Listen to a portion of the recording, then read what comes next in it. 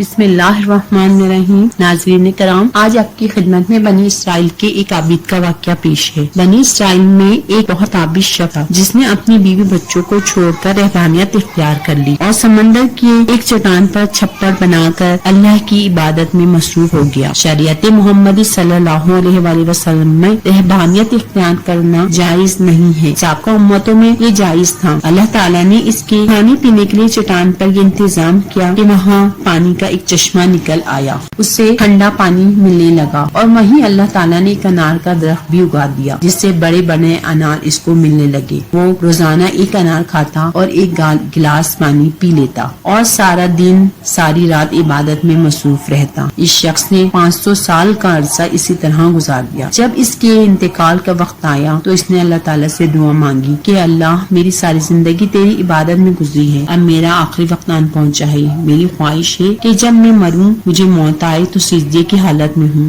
اور میرے بدن کو تو تا قیامت محفوظ رکھنا، تاکہ جب میں قیامت کے اٹھایا جاؤں تو سجدے کی حالت میں اٹھوں۔ اللہ رب العزت نے یہ دعا قبول کر لی اور سجدے کی ہی حالت میں اس کا انتقال ہوا۔ حضور صلی اللہ علیہ وآلہ وسلم نے ارشاد فرمایا کہ آج تک اس کا جسم سجدے کی حالت میں موجود ہے، اور اس کے ارد گرد اس کی حفاظت کے لیے اللہ تعالیٰ نے گھنے درخت پیدا کر دیے۔ لوگ اس جگہ جاتے ہوئے گھبراتے ہیں، اگر لوگوں کی رسائی اس مقام تک ہو جاتی تو وہ مقام پوجا پاٹ کا مرکز بن جاتا۔ اللہ تعالیٰ نے وہاں گھنے درخت، بڑے بڑے درخت لگا کر لوگوں کے دلوں میں اس جگہ کی ہیبت پیدا کر دی تاکہ لوگ شرک میں مبتلا نہ ہوں۔ نبی صلی اللہ علیہ وآلہ وسلم نے فرمایا، مرنے کے بعد جب بارگاہ الہی میں اس کی پیشی ہوئی تو اللہ تعالیٰ نے ارشاد فرمایا کہ میرے بندے، میں نے اپنے فضل و کرم سے تجھے بخش دیا، اور ملائکہ کو حکم دیا کہ میرے بندے کا نام جنت کے اعلیٰ مقام میں لکھ دو۔ اس عابد کے دل میں خیال پیدا ہوا، میں نے 500 سال تک عبادت کی، وہی بچوں کو چھوڑ دیا اور ساری دنیا سے بے نیاز ہو کر سمندر کی چٹان پر بیٹھ کر عبادت میں مصروف رہا، اور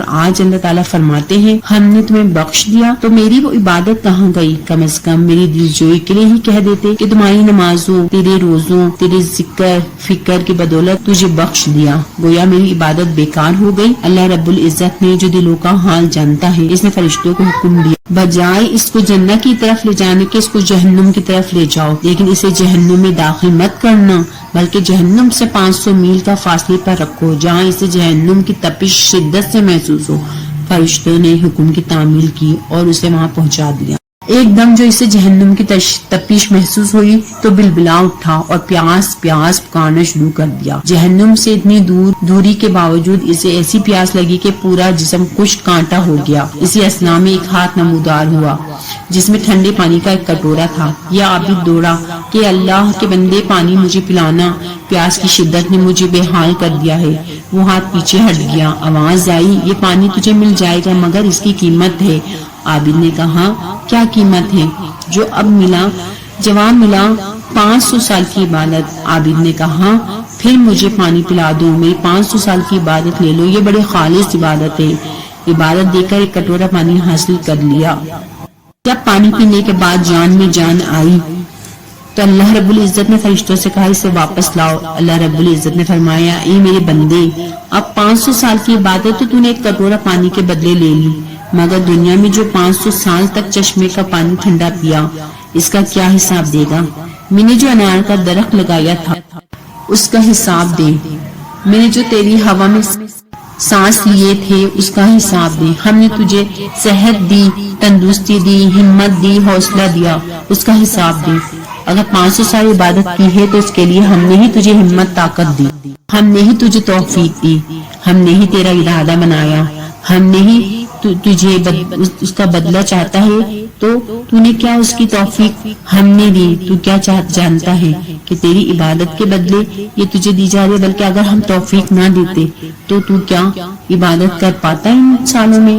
یہ سن کر وہ عابد لرز کیا اور کہا، بے شک تمام چیزیں اللہ پاک کی طرف سے ہیں، تو جس کو توفیق دیتا ہے وہی تیری عبادت کر پاتا ہے، ہم بالکل بے بس اور لاچار ہیں۔